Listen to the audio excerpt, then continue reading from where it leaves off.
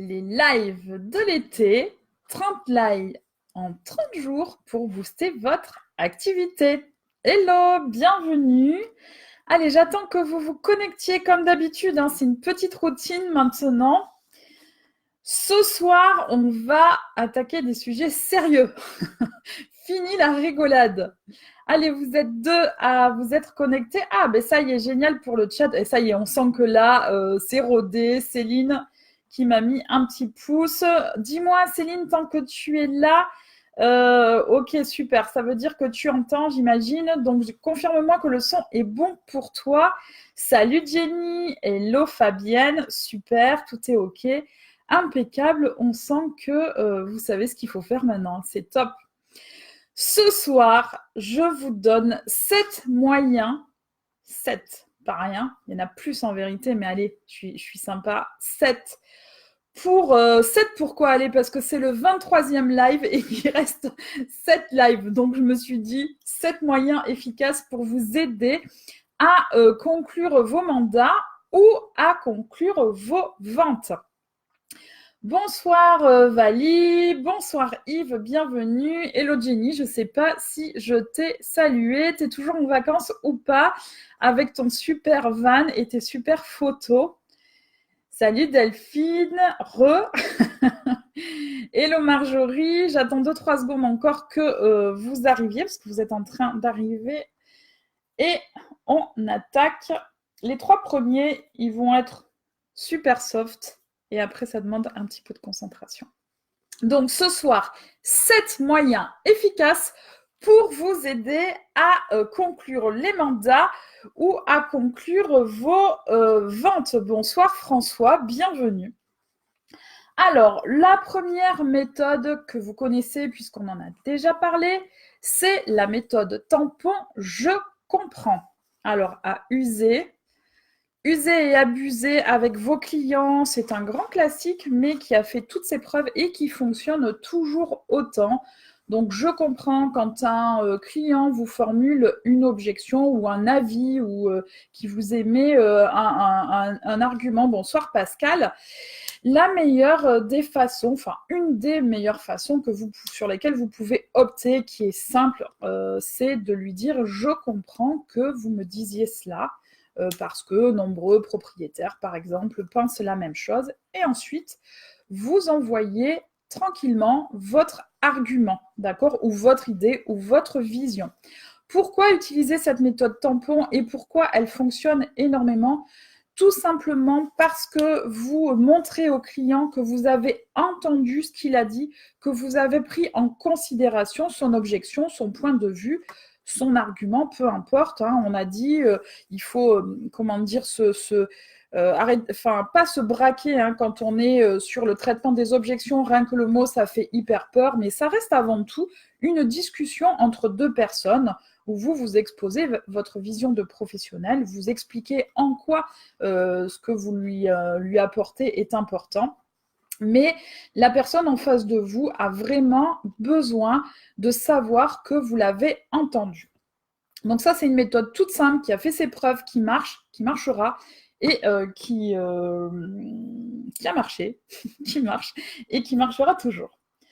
Ensuite, le parce que. Vous m'entendez très souvent vous dire « Salut Marie-Hélène ». Pascal, je ne sais pas si je t'ai salué. Salut Pascal. Vous m'entendez? Alors, c'est très moche, j'en conviens complètement. Hein, pour ceux qui aiment le français très bien parlé, détestent ce mot parce que. Mais pour vos clients, il n'y a rien de plus efficace quand vous donnez un argument, une vision et que vous dites parce que, et que vous donnez bien sûr l'explication, ça aura toujours bien plus de sens et bien plus d'intérêt pour lui, pour qu'il visualise et pour qu'il comprenne ou pour que tout simplement il passe à l'action. Je vous donne un exemple qui n'a rien à voir avec l'immobilier. Mais imaginez, vous avez tous travaillé en entreprise, vous avez tous fait la queue devant le photocopieur ou même à la poste, vous avez tous fait des minutes et des minutes de queue. Si vous avez quelqu'un qui arrive de derrière la file et qui vous dit est-ce que je peux passer devant vous? Vous allez tous le regarder. à part un ou deux qui auront vraiment une âme charitable, vous ne le laisserez pas passer. Maintenant, si la personne vous dit, mais même quelque chose de complètement improbable, elle vous dit, est-ce que je peux passer devant parce que je suis garé en double fil? Vous allez trouver peut-être ça un peu accuser le coup, mais vous allez un plus grand nombre d'entre vous vont laisser cette personne tout simplement parce qu'elle a donné une cause à quelque chose, une raison à quelque chose. Ça justifie le fait qu'elle veuille passer devant vous et du coup, vous, forcément, vous acceptez plus facilement. Donc ça, c'est quelque chose que vous m'entendez très très régulièrement dire parce que c'est quelque chose qui est très facile à mettre en œuvre et qui augmente derrière l'action. La troisième, on en a déjà parlé dans un live où j'étais à Bordeaux. Je crois que Fabienne, ça t'avait beaucoup, beaucoup fait rire. Tu m'avais dit, oui, si je pensais que dans l'immobilier, jouer au roi du silence, ça allait... je sais plus ce que tu m'avais dit, mais tu avais fait allusion à ça, la méthode du silence. Alors, la méthode du silence, elle, en revanche, c'est pas une méthode employée par tout le monde. Il y a très peu de monde qui le font. Et ceux qui le font, ce sont les meilleurs vendeurs. Ah, j'ai vu un pouce de Saveria. T'es bien caché, dis-moi, hein, parce que je te vois pas dans le chat. Je viens juste de voir un petit pouce, mais je ne te vois pas dans le chat. Tiens donc. Tiens, fais-moi un hello. Ah te voilà. Ravie de t'avoir, Miss Saveria. Ça faisait longtemps. Tiens, tu me manquais un peu. Les vacances, c'est pas bon ça. La méthode du silence. Donc, c'est une vraie méthode. Hein. On est hyper sérieux là ce soir, mais elle est utilisée par les meilleurs commerciaux parce qu'effectivement, elle est un petit peu stressante. Et le défaut qu'ont souvent ceux qui débutent, c'est de combler les vides. Ils ont vraiment très très peur des moments de silence. Et ils comblent les vides en parlant. Mais il y a des moments clés dans le closing, hein, particulièrement au moment du closing. Hein. Ça, il faut l'utiliser dans des moments forts, vraiment très forts, au passage à la signature. Donc, c'est vraiment la méthode parfaite pour le closing. Bah oui, je suis en vacances. Bah oui, je sais que tu es en vacances. C'est pour ça que tu nous manques trop. Bon, tu es devant ton verre de rosé ou pas? Donc, la méthode du silence, c'est tout simplement ne rien répondre. C'est un petit peu... Alors, bien sûr, ça ne se fait pas n'importe quand, n'importe comment. Je vous ai dit, le meilleur moment pour l'utiliser, c'est quand vous êtes en closing, c'est-à-dire au moment où vous voulez faire signer le mandat de vente au client ou au moment où vous voulez faire signer l'offre. D'accord? Bonsoir, Johan, bienvenue. Et bonsoir, Emeric, bienvenue aussi. Ce soir... je vous donne 7 moyens efficaces pour vous aider à conclure un mandat ou à conclure une vente. Et là, on en était... Salut Mohamed, bienvenue. C'était pas trop dur, tous les replays des lives, là, je pense que les ventes de live, c'était un peu violent. Bonsoir Christophe et bienvenue. Donc, la méthode du silence à utiliser uniquement pour les grandes occasions au closing. Vous, par exemple, au moment où vous proposez, admettons, allez, vous allez chez le client vendeur. On en a parlé, puisqu'on en a, quand on a parlé des offres au moment où vous arrivez chez votre vendeur avec l'offre. Donc, je vous ai expliqué tout le processus. Mais arrivé au moment du prix, vous donnez le prix et vous vous taisez. Mais vraiment. Alors, ces moments-là, ça dure quelques secondes en réalité, mais on a vraiment l'impression que ça dure des minutes, que c'est extrêmement long et c'est absolument horrible de se taire. Mais sachez que le premier qui parle à ce moment-là a clairement perdu. Le premier qui parle, souvent, c'est le négociateur parce qu'il a peur, il se sent obligé d'argumenter, il se sent obligé de dire des choses. Mais c'est à ce moment précis où il faut rien dire. Le vendeur, il est en train peut-être d'accuser le coup, il est en train de réfléchir, il est en train de réfléchir à s'il va dire oui, s'il va dire non, à une contre-proposition. Il se passe plein de choses dans sa tête et il faut rien dire parce que vous prenez le risque, voyez, parce que vous prenez le risque de dire quelque chose qui va tout faire écrouler votre résultat. Ok, donc ne dites rien. Votre rôle à ce moment-là sera simplement de traiter l'objection qui vous sera émise à ce moment-là, si objection il y a. Mais si vous devancez, vous, en argumentant, vous allez faire fausse route. Vous allez peut-être mettre la puce à l'oreille au vendeur sur une objection à laquelle il n'aurait pas pensé, d'accord? Vous allez donner la réponse à une objection à laquelle il n'aurait pas pensé. Donc, le meilleur moment, c'est à ce moment-là où il ne faut absolument rien dire. La méthode du silence, j'ai fait une vidéo là-dessus que vous pouvez retrouver sur YouTube. Je vous la mettrai très certainement dans les commentaires pour que vous puissiez la revoir. C'est une méthode d'expert. Voilà. Mais en tant que débutant, vous pouvez tout à fait aussi l'utiliser parce qu'elle ne demande pas de technique particulière, elle demande juste le courage de le faire et de ne rien dire. Il faut maîtriser un petit peu ses nerfs à ce moment-là, mais c'est une méthode redoutable. Ensuite, qu'est-ce que je vous ai préparé? Donc, je vous ai dit le je comprends qui est facile à mettre en œuvre, le parce que et la méthode du silence. Ce sont des méthodes qui sont très très faciles. Hein. Il n'y a pas besoin d'être, de se surentraîner à ça.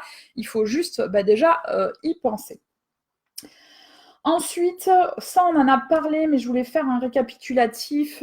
Toujours penser en bénéfice client. Ça c'est pareil, je vous ai dit, hein, c'est pas nouveau les bénéfices clients, mais c'est quelque chose, je ne sais pas pourquoi, on parle toujours en caractéristiques. Donc je vous avais donné un exemple. Par exemple, admettons, voilà, vous voulez acheter un sac à dos, le vendeur va vous dire, ce sac à dos, il est en nylon, il est imperméable, il pèse, je ne sais pas, je veux dire n'importe quoi, il pèse 500 grammes, il a 15 poches. Bon, voilà, on va s'arrêter là. Ça, ce sont des caractéristiques. Il faut savoir que les caractéristiques, à part si vous tombez sur le super technicien, le gars vraiment, mais bon, ça c'est un profil client particulier, il est loin de représenter l'ensemble de vos clients, mais par contre, il y a des gens, oui, qui sont très techniques, hein. Ceux-là, il faudra effectivement leur donner les caractéristiques, mais il ne faut pas s'arrêter à la caractéristique. Il faut dire en quoi cette caractéristique va être intéressante pour le client. D'accord? Par exemple, c'est tout bête, hein. Dire que le tissu est imperméable, ça veut dire que les affaires vont rester au sec. D'accord? Ça paraît évident, mais celui qui aura vécu d'avoir un sac à dos qui n'est pas imperméable et qui se retrouve ses affaires le matin complètement trempées et on a passé déjà une sale nuit et en plus il faut mettre des affaires mouillées, c'est absolument insupportable. Ça va l'aider tout simplement à visualiser et à comprendre en quoi pour lui c'est intéressant que le service ou l'objet ait cette caractéristique-là. Alors bien sûr, vous, dans l'immobilier, tout ce qui touche le confort, tout ce qui touche la sécurité, tout ce qui touche le changement de vie, dites en quoi utiliser les services d'un professionnel va l'aider à ne plus vivre la situation qu'il vit aujourd'hui et passer tout simplement dans sa nouvelle vie. Okay ? Et ça, je le vois très souvent quand vous êtes en présentation de vos services.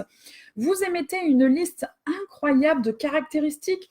Vous dites le nombre, ça vous savez, hein, c'est vraiment ma bête noire. Moi, je vous en parle tout le temps parce que vraiment, c'est un peu insupportable. Enfin, pour moi, c'est un peu insupportable quand vous mettez une liste incroyable de sites sur lesquels vous diffusez. Quand vous parlez de vos honoraires, le client, quelque part, il s'en fiche et ça va l'endormir, ça va l'agacer. Il a besoin de voir concrètement en quoi, pour lui, ça va être important. Ne vous arrêtez pas là, ne vous arrêtez pas à dire qu'il y a 200 sites d'annonces. Dites en quoi, pour lui, c'est important qu'il y ait 200 sites d'annonces. Même si, pour moi, ça ne reste pas une valeur, mais vous pouvez le dire à condition, derrière, de donner le bénéfice du client. Vous pouvez commencer à me mettre vos retours, vos remarques, vous aussi, si vous connaissez des petites méthodes comme ça qui aident à conclure. Hein. Il y en a qui paraissent, toutes simplistes, mais en fait, elles sont super efficaces. Mohamed qui dit « Oui, c'est vrai, mais c'est de l'engagement, coach. » Ok, qu'est-ce que je vous avais prévu? Donc, différence entre bénéfices... Méthode, je comprends, méthode du silence, parce que, oui, ça on en a parlé aussi dans le cadre des lives, parce que vous êtes souvent, mais c'est normal, hein, vous avez envie de rentrer vos mandats, vous avez envie de faire vos premières ventes ou de continuer à vendre, hein, pour ceux qui exercent déjà dans le métier. Et souvent, vous commencez une action et vous êtes un petit peu pressé, vous voulez du résultat tout de suite. Je vous ai dit à plusieurs reprises qu'il était vraiment important de créer une relation de confiance avec le client parce que sinon, c'est très, très difficile de le convaincre et de vendre derrière. Donc, créer le lien de confiance, ça fait partie des 7 moyens efficaces pour vous aider à conclure vos ventes ou tout simplement vos mandats. Le lien de confiance va vous aider à ce que la personne vous écoute. Mettez-vous à la place d'un client. Oui, mettez-vous tout simplement à la place d'un client, vous en tant que consommateur. Si vous avez quelqu'un, admettons, qui vient frapper à votre porte ou qui vous croisez dans la rue ou peu importe, qui vient vers vous et qui vous dit « voilà, j'ai le meilleur service du monde ». Franchement, si vous ne connaissez pas cette personne, en quoi et pourquoi vous l'écouteriez? Est-ce que vous, en tant que personne, en tant qu'individu, en tant que consommateur, vous écouteriez cette personne que vous ne connaissez ni d'Ève ni d'Adam, dont vous n'avez jamais entendu parler et qui vient vous dire que son service est absolument le meilleur et qu'il faut travailler avec elle, d'accord? Je pense que peu d'entre vous se laisseraient séduire par un tel discours et un tel argument. Bonjour Ezio. Voilà, donc créer le lien. Ensuite, qu'est-ce que je vous ai prévu? Ah oui. Alors ça, Saveria, celui-là, tu le connais. Alors, il faut faire la différence entre le fait que vous devez dire non à un client. Vous devez dire non, que vous ne pouvez pas baisser vos honoraires. Vous devez dire non, que vendre à ce prix, ce n'est pas possible. Voilà, il y a plein de choses auxquelles vous devez dire non. En revanche, vous ne devez jamais vous opposer à un client. Donc là, généralement, quand je tiens ce genre de discours, vous êtes complètement perturbé, vous dites « je ne comprends pas, Stéphanie, elle nous dit qu'il faut savoir dire non, et d'un autre côté, elle nous dit qu'il ne faut pas braquer un client, qu'il ne faut pas s'opposer à un client. » Waouh. Alors, je vais m'expliquer un petit peu plus sur ce sujet. Quand vous êtes dans, le client vous dit, je ne sais pas, qu'est-ce qu'il pourrait vous dire le client, qui veut passer par exemple par du PAP, ne lui dites pas que c'est la dernière des choses à faire, que son idée en gros elle est nulle, ok? Parce que ça va complètement le braquer, il va se fermer, d'accord?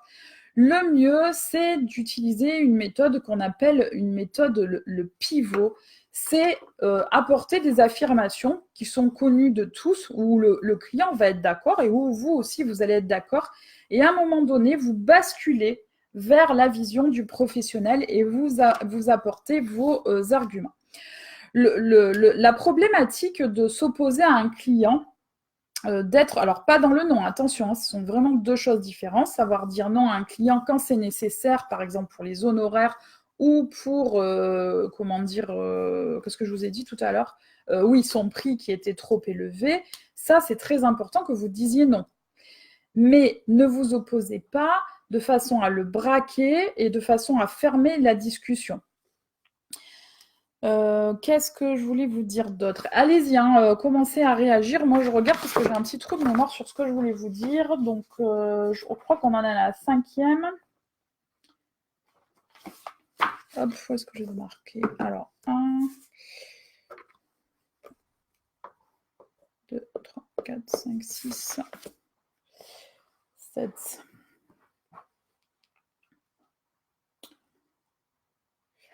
Ça, c'est pareil. Je voulais vous dire aussi... Ah oui, je vous ai souvent parlé aussi de projeter le client dans sa problématique, d'accord? On a parlé... bonsoir Christelle, bienvenue. On a parlé des espèces de ne pas rester enfermé dans de l'argumentation, par exemple, sur les honoraires. Ça, c'est quelque chose, c'est un débat qui va être stérile parce que chacun va rester campé sur ses positions, chacun va rester braqué. Le propriétaire, lui, va vouloir que vous baissiez vos honoraires, vous, par exemple, non, et vous allez donner un argument, et lui va donner un argument. La même chose pour un prix, quand on se bat pour un prix, eh bien, stoppez tout, sortez de ce discours-là, prenez de la hauteur, retrouver la problématique initiale du vendeur, par exemple, si c'est au vendeur que vous aviez, à qui vous avez affaire, les raisons pour lesquelles il voulait plus son bien, il ne pouvait plus vivre de son bien, d'accord? Reprenez sa situation douloureuse et projetez-le dans sa nouvelle vie. C'est la meilleure façon d'arriver à désamorcer la situation, parce que sinon, vous allez rester dans un espèce de débat sans fin, où de toute façon, tout le monde aura toujours un argument meilleur que l'autre et chacun campera sur ses positions. Donc ça, c'est une méthode très, très importante, arriver à refaire, prendre de la hauteur et sortir d'un débat, ce qu'on appelle un petit peu un débat stérile. Et c'est comme ça que vous arriverez à vous sortir de ces situations-là. Ah, Saveria, comment tu gères un client qui sait tout et qui te coupe tout le temps? C'est une bonne question. Le client qui t'écoute pas. Alors, je pense que dans un premier temps, tu peux le laisser parler, parce que quand il va parler, il risque de se contredire. Il va t'émettre très certainement des choses qui sont importantes pour lui. Et puis quand il a fini, bah, le je comprends, ça marche très bien. Je sais que tu le pratiques en plus et tu sais que ça marche. Et tu lui exposes ensuite ta vision. Mais après, avec ces gens-là, tu peux très bien utiliser la fameuse méthode du pivot. Ce qu'on va faire, parce que cette méthode, ça fait un petit moment que je veux vous la développer. On en parlera, je ferai un sujet rien que pour ça dans la formation Saveria, parce que c'est une méthode qui est très, très intéressante et qui permet vraiment de désaxer la problématique et d'amener le client vers ce vers quoi tu veux. Surtout que tu vas être en mode je comprends, donc tu valides ce qu'il dit, hein, ou en tout cas tu valides son état d'esprit, et doucement tu vas être en accord avec certains points de ce qu'il dit, et doucement tu vas emmener ta vision, tu vas le faire pivoter doucement sans le brusquer, sans le contrarier. Après, ça peut être tout simplement aussi que tu es tombé sur quelqu'un qui n'est pas du tout à l'écoute parce qu'il n'est pas du tout vendeur non plus, tu sais, c'est toujours la même problématique parfois. Myriam, je ne sais pas si je vous ai accueilli, bah du coup je vous accueille. Bienvenue. Oui, eh ben, on va s'en faire. Tu sais pourquoi? Parce que déjà, je suis en train. On a la masterclass là bientôt fin août pour le book vendor et c'est une méthode que je vais vous apprendre dans le cadre du book vendor. Oui, elle est très bien cette méthode Saveria. Franchement, moi je l'utilise pas assez, pourtant je la connais et c'est quelque chose justement que j'ai envie de réutiliser.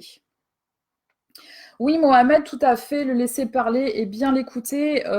Y a aussi des choses toutes simples, hein, réutiliser son langage, hein, tout simplement, hein, pour être à sa hauteur, pour être égal à lui.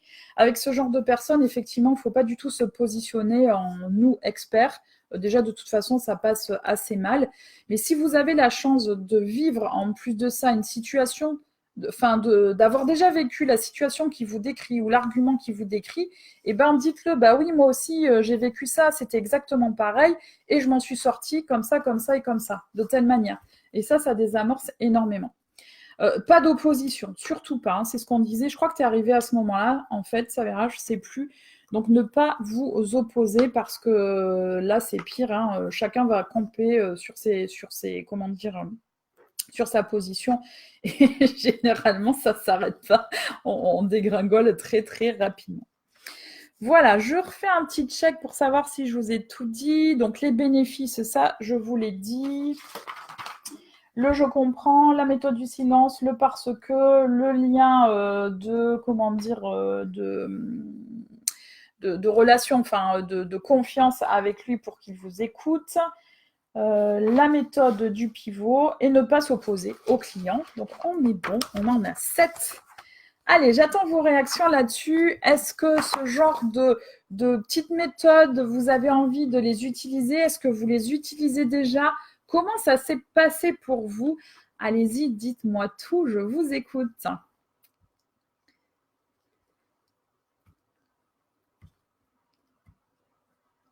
Hop, pas de réaction?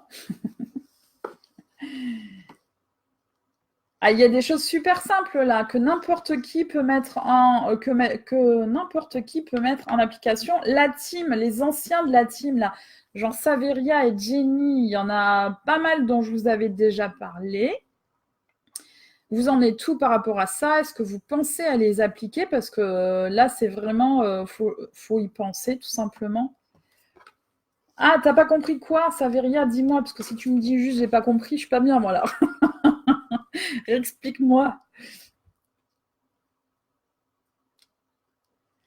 Oui, quand il y a trop de techniques, c'est parfois un peu un piège. Tout à fait, Jenny. Allez, Saveria, redis-moi ce que t'as pas compris. Ah, tu t'es fait avoir il y a peu de temps. Par quoi, Jenny? Allez, vas-y, fais-nous un petit retour d'expérience. J'aime bien tes petits retours d'expérience. Ils sont toujours constructifs.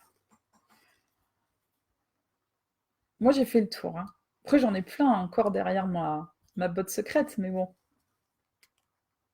Ah, ok. Mohamed qui me dit j'utilise la méthode du lien de confiance. Tout à fait. Ça, c'est vraiment de plus en plus, comment dire, de plus en plus d'actualité. Avant, on pouvait clairement vendre sur du one shot. On pouvait arriver effectivement faire une déballe et vendre comme ça quelque chose à quelqu'un sans que la personne nous connaisse. C'est quelque chose qui devient de moins en moins vrai parce que les gens sont de plus en plus informés maintenant. Donc, et puis même avec les délais de rétractation et tout, ça fait des ventes derrière qui cassent.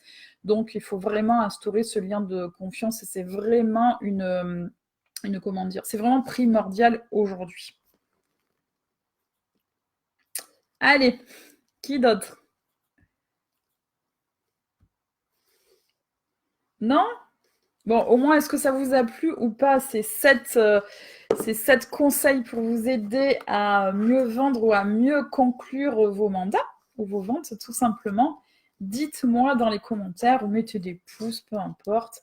Moi, j'ai juste besoin de savoir ce que vous en pensez. Ah, tant mieux. Super. Génial.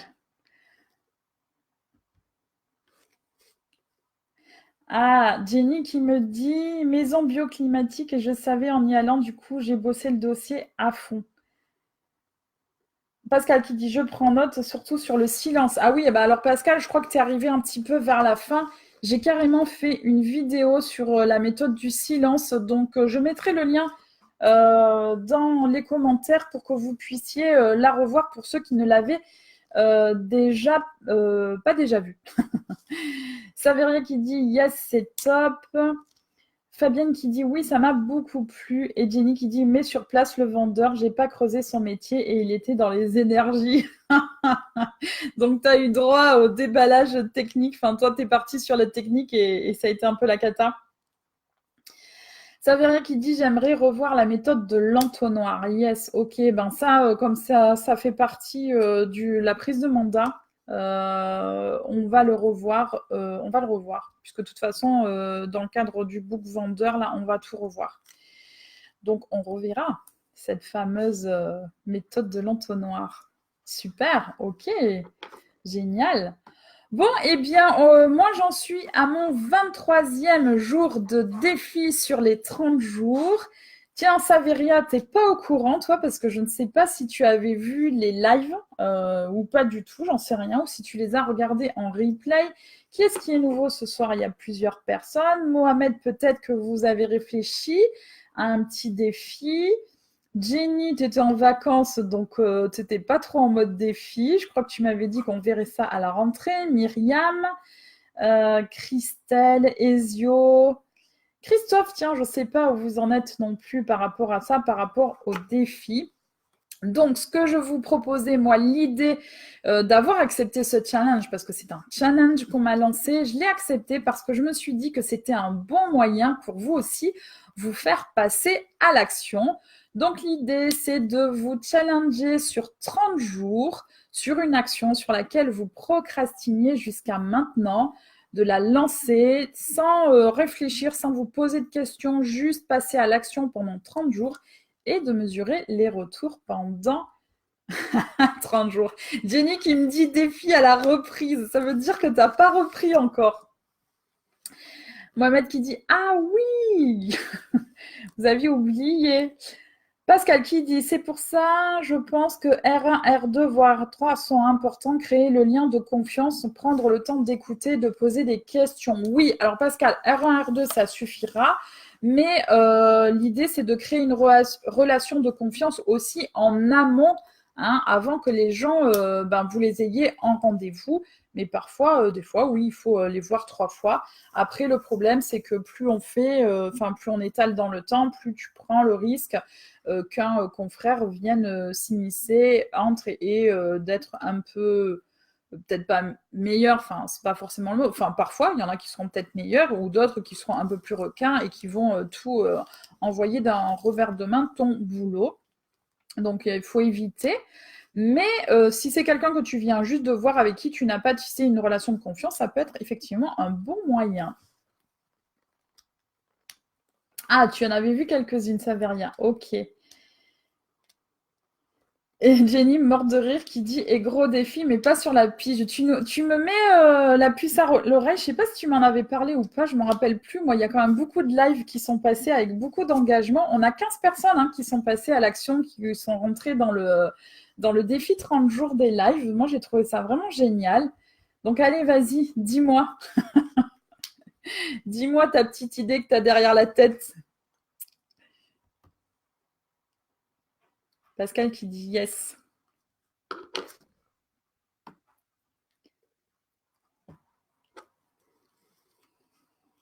Non, tu veux pas dire? Ok, Mohamed, vous réfléchissez toujours ou ça y est, vous avez une idée? C'est le moment de passer à l'action. Toi, tu tiens le bon bout, Stéphanie. Ton défi est bientôt terminé. Oui, il m'en reste plus que 7. Ça veut dire, c'est jusqu'à lundi, je crois. Je crois que c'était samedi, mais n'importe quoi. C'est jusqu'à lundi. Encore une semaine quand même. 7 sujets, ça c'est pareil. Si vous avez des idées de sujets, donc je sais plus, je crois que c'est Lucie qui avait demandé à ce qu'on parle de comment organiser une porte ouverte. Ça, effectivement, je pense que je vais le faire. Si vous avez d'autres idées, d'autres envies, allez-y. Ou s'il y a un sujet qui vous avait particulièrement plu ou sur lequel vous avez envie qu'on revienne dessus, qu'on le développe un peu plus, ça sera avec grand plaisir. Ah, Mohamed, oui, pour ma deuxième vidéo du replay. Ok. Super. Ok, pour tous ceux qui voient les lives de l'été en replay, n'hésitez pas à participer, à donner vos avis, vos retours d'expérience, parce que de toute façon, ça sera vu, rassurez-vous. N'hésitez pas, vous aussi, à vous lancer dans les défis du passage à l'action. Jenny qui dit, on a un bon exemple pour les défis 30 jours, la team sur Orbit. Yes, Jenny, 2019, la team sur Orbit, on est pas mal. On est pas mal, l'année n'est pas finie, il y a encore, on en a encore pas mal sous le pied. Moi aussi, j'en ai pas mal sous le pied. Là, il y a plein de choses que je vais vous mettre, comment dire, dans les tuyaux là. Bon, c'est cool, super. Bon, j'ai adoré encore passer ce moment avec vous. Ce que je vous propose, s'il n'y a plus trop de questions ou de réactions, c'est que l'on se retrouve demain à 18h en live sur cette page Performance Immobilier. Je vous souhaite une excellente soirée. Réfléchissez bien à vos petits défis pour ceux qui ne sont pas encore lancés. Vous avez encore 7 jours pour passer à l'action. Steph qui nous rejoint, on est en train de se dire au revoir, Steph. Et Sofiane qui nous dit bonjour et on est en train de se quitter. Du coup, je vous propose de nous retrouver demain en live à 18h et n'hésitez pas à me faire des suggestions de sujets, particulièrement s'il y en a qui vous ont plu, que vous voulez qu'on revoie, dont vous voulez qu'on reparle. Ça sera avec grand plaisir. Je vous souhaite une excellente soirée. À demain à 18h.